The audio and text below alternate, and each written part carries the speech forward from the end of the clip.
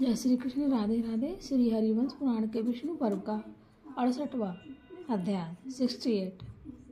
श्री कृष्ण का पारिजात वृक्ष मांगने के लिए नारद जी के द्वारा इंद्र के पास संदेश भेजना और न देने पर उन्हें गदा मारने की धमकी देना। वैशंपायन जी कहते हैं, जन्मेजय, तदंतर अनंत पराक्रमी भगवान श्री कृष्ण ने इंद्रलोक को जाने की इच्छा वाले मुनि श्रेष्ठ नारद जी से वहां इस प्रकार कहा।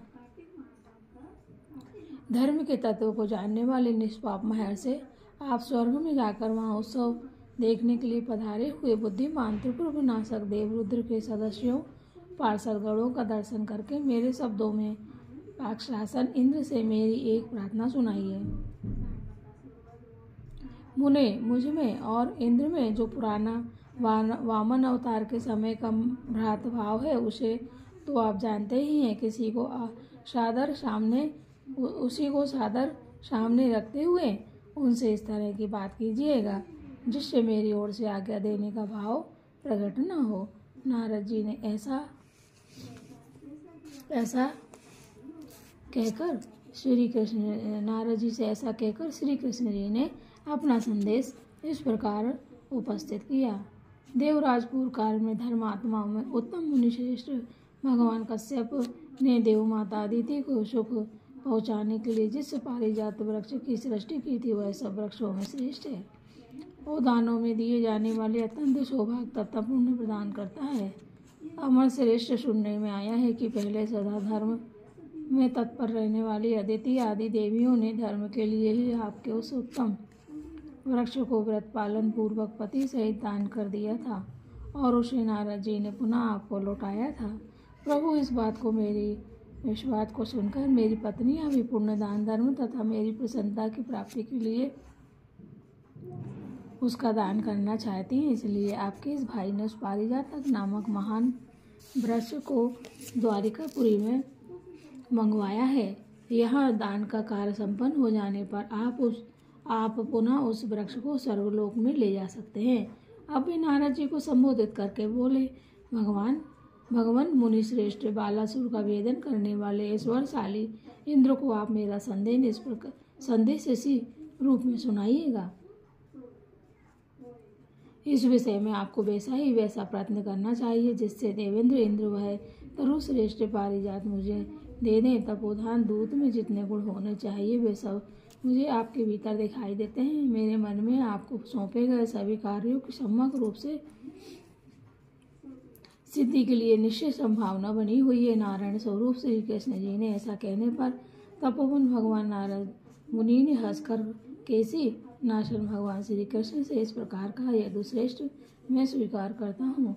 मैं देवराज इंद्र से ऐसे ही बात कहूँगा, परंतु मुझे मालूम है कि देवराज इंद्र उस पारिजात वृक्ष को किसी तरह भी नहीं देंगे। जनार्दन, पहले की बात है, दानवों और देवताओं ने पर्वत श्रेष्ठ मंदार को क्षीर सागर में डालकर उसका मंथन करके पारिजात वृक्ष को वहां से निकाला था।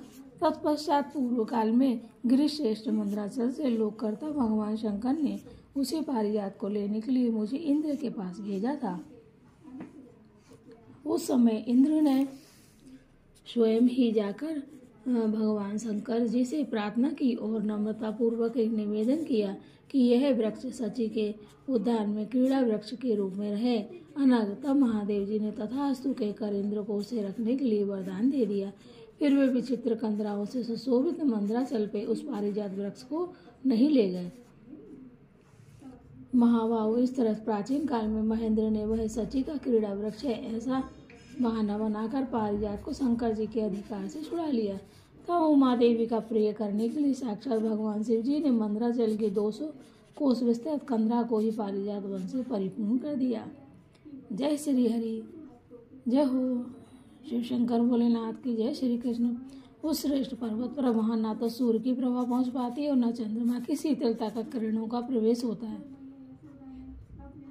और न वायु की ही पहुंच हो पाती है। वहाँ गिरिजा नंदिनी उमा की इच्छा के अनुसार सर्दी और गर्मी होती है। महादेव जी के तेज से वह वन स्वयं ही प्रकाशित होता रहता है। यदुनंदन महादेवी पार्वती महादेव जिससे उन दोनों के गढ़ तथा मुझको छोड़कर दूसरा कोई उस दिव्य वन में किसी तरह नहीं जाने पाता।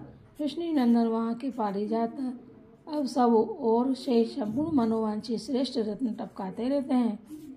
केशव वहाँ देवादिदेव विश्वनाथ की आज्ञा से देव विश्वनाथ की आज्ञा से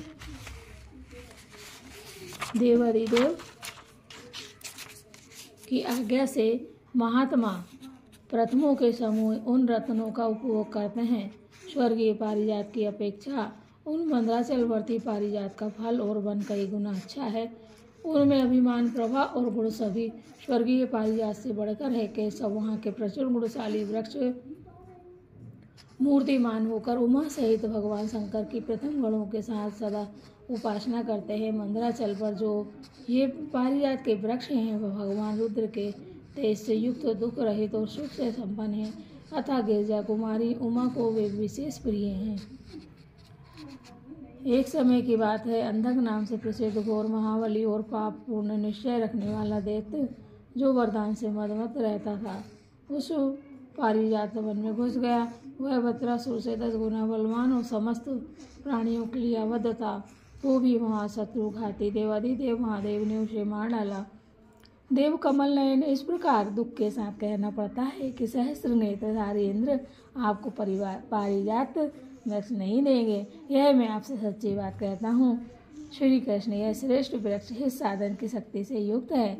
यह सची देवी तथा महापराक्रमी इंद्र को संपूर्ण मनोवांछित पदार्थ देता रहता है। श्री भगवान जी बोले, मुने, पूर्व काल में बुद्धिमान महादेव सची के कारण उस वृक्ष को मंदराचल पर नहीं ले गए। वह उनका कार्य ठीक जचता है। वे समस्त भूतों के लिए श्रेष्ठ लोक सृष्टा, जगत की उत्पत्ति के कारण और अविनाशी परमात्मा है। उन्होंने बड़े छोटे की जो लोक मर्यादा है उसके अनुसार ही कार्य किया, ऐसा मेरा विश्वास है। परंतु भगवान मुनि श्रेष्ठ में तो बालासुर विनाशक देव इनका छोटा भाई हूँ, अथा जयंत की भांति उनके द्वारा सर्वथा लाड़ प्यार पाने योग्य हूँ। तपोवन आप बहुतेरे उपाय करके ऐसा यत्न करें जिससे हम लोगों में प्रेम बना रहे, क्योंकि आप ऐसा करने में समर्थ हैं। मुने प्रभु, मैंने सत्य भावा के पूर्ण कर्म का संपादन करने के लिए यह प्रतिज्ञा की है कि मैं पारिजात वृक्ष को स्वर्ग से यहाँ ले आऊँगा। निष्पाप तपोधन, मैं अपने उस वचन को मिथ्या कैसे कर सकता हूँ? विप्रिवर, मैंने पहले भी कोई मिथ्या बात नहीं कही है। मुनि श्रेष्ठ, मेरी प्रतिज्ञा भंग हो जाने पर समस्त लोकों में विप्लव मच जाएगा। सब लोग झूठ बोलने लगेंगे। मुझे तो जगत की स्थिति के लिए उत्तम गुण से युक्त समस्त लोक धर्मों को धारण करना चाहिए। जिस पर ऐसा उत्तरदायित्व वह झूठ कैसे बोल सकता है? मुने, आपका कल्याण हो। यदि समस्त देवता, गंधर्व, राक्षस, असुर, यक्ष और नाग भी उद्यत होकर आ जाएं, तो वे मेरी प्रतिज्ञा को नष्ट करने में समर्थ नहीं हो सकते। यदि आपके याचना करने पर अमरेंद्र इंद्र पारिजात नहीं देंगे, तो मैं उनके उस वक्ष स्थल पर जानुलेपन शची के आलिंगन से मिट गया है अपनी गदा का प्रहार करूँगा। यदि वे शांतिपूर्वक मांगने से पारिजात वृक्ष नहीं देंगे, तो मेरा इंद्रलोक पर आक्रमण करने का उत्तम निश्चय सर्वदा अटल है। यह उन्हें बता दीजिए, तथा उस दशा में आपको भी वहाँ अवश्य यही निश्चय करना चाहिए। इस प्रकार से श्री महाभारत खिलवाड़ के अंतर्गत हरिवंश के अंतर्गत विष्णु पर्व में पारिजात हरण के प्रसंग में नारद जी और श्री कृष्ण का वार्तालाप विषयक 68वां 68 अध्याय पूरा हुआ। जय श्री कृष्ण। राधे राधे। श्री कृष्ण गोविंद हरे मुरारी, हे नाथ नारायण वासुदेव। ओम देवकी सुत गोविंद वासुदेव जगतपते, देहि में तन्यम कृष्ण त्वामय शरणम गता। हे कृष्ण भगवान, हे राधा रानी, हम सब आपकी शरण में हैं। इस श्री हरिवंश पुराण को सुनने वाले, कथा को सुनाने वाले औरों तक पहुंचाने वाले, ऐसे सभी के परिवार की अभिलाषाएं पूर्ण हो, सबकी अभिलाषाएं पूर्ण हो। हम सब आपकी शरण में हैं प्रभु, हम सब पे कृपा बनाए रखिए। जय श्री कृष्ण। राधे राधे। राधे राधे। राधे राधे। जय श्री कृष्ण। राधे राधे राधे राधे।